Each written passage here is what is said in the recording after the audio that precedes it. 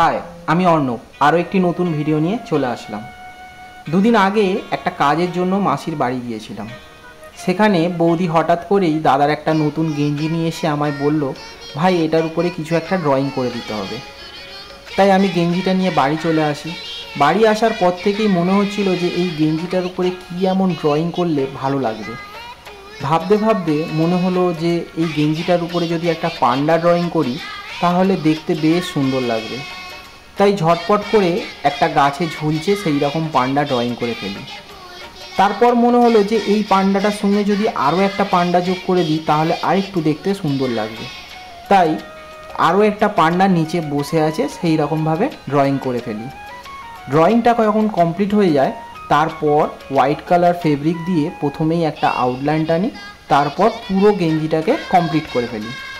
গেঞ্জিটা পুরোটা যখন কমপ্লিট হয়ে গেল তখন এই গেঞ্জিটা নিয়ে আমি দাদার কাছে যাই, দাদাকে দিই।